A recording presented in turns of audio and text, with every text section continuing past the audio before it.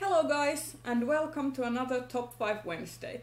This week's topic is our favorite children's books, and I will preface this list by saying that I will not be including Michael Ende's Never-Ending Story on this list, even though it is probably my favorite children's book, because I have been talking about it so much on this channel that I think I will instead talk about another book by him. So yeah, let's just get started.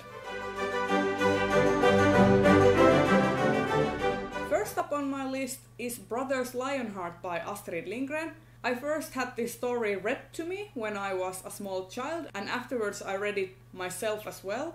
And this was also one of the first books that I read in Swedish when I started really getting into practicing Swedish more. I really love this story.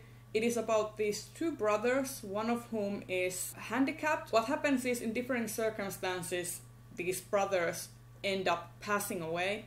They go to this kind of purgatory-like place called Nangiala, and the book follows their adventures in that magical world where they get caught up in this kind of war against this evil dragon and a tyrant. And it is a very beautiful story.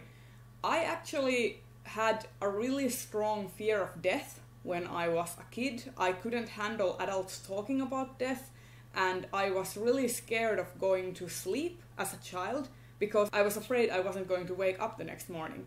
And it was completely irrational. I don't know why I ever had that fear in the first place, but I did. And after hearing this story, after listening to it and after reading it myself, I didn't have that fear anymore. I kind of feel like this book helped me overcome it, but I still feel that it doesn't glorify death. It just shows you a different kind of way to deal with it. Deal with the passing of a loved one, thinking that they're in a better place and such. And I really like this book, and I think it is rightly a children's classic. Next up on my list is Momo by Michael Ende. I first read this book when I was about, I think, 12 years old. I think it is not as well known as Never-Ending Story, which is Michael Ende's magnum opus basically. But Momo is a really engaging tale. It is about this young girl who lives in this ruined theater in a city, and one day these creatures come into the city, and they're these kind of time thieves. They kind of steal people's life energy, and she is the only person who can stop them and who has the power to withstand them. And I really enjoy the story. I enjoy Momo as a main character. She is a very engaging young female character and a very good role model, I also think. And the book is very well written. It has a really nice atmosphere, and it actually kind of reminds me of something maybe Gaiman would write. There is a kind of similar, kind of creepy and dark, but also whimsical style in the book, which I really like. If you like Neil Gaiman's Coraline or Stardust, I think you might enjoy Momo by Michael Ende. Next up on my list is my favorite Moomin book, which is Moominpappa's Memoirer, or Moominpappa's Memoirs. I really like this. I think this is the best Moomin book. I love hearing about Pappa's backstory. I love all the antics he got into, and I love all the side characters that are in this book, and I love the love story we get between Pappa and Moomin Mamma. I personally think that Moomin Pappa as a kid is a much more engaging character than Moomin Troll, because he has a kind of a sassy attitude that I really like, and I can't recommend this book enough. Fourth up on my list is Mrs. Frisby and the Rats of Nim by Robert C. O'Brien, and this is another children's classic. It was adapted into a film by Don Bluth, A Secret of Nim, which is one of my favorite animated movies.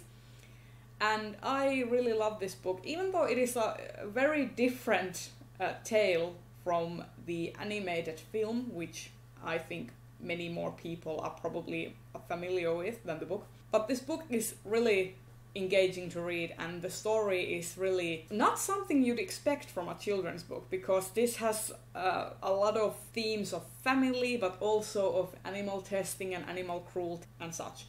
The story is about Mrs. Frisby, who has to evacuate her family because the farmer is going to mow down the place where she's living. Her son Timothy is ill, so he can't be moved, and she comes across these really highly intelligent rats, goes to them for help. That's pretty much the gist of it. I don't want to spoil too much, and it is a very nicely told story, and I really love that we actually have a mother as a main character and also kind of an older character.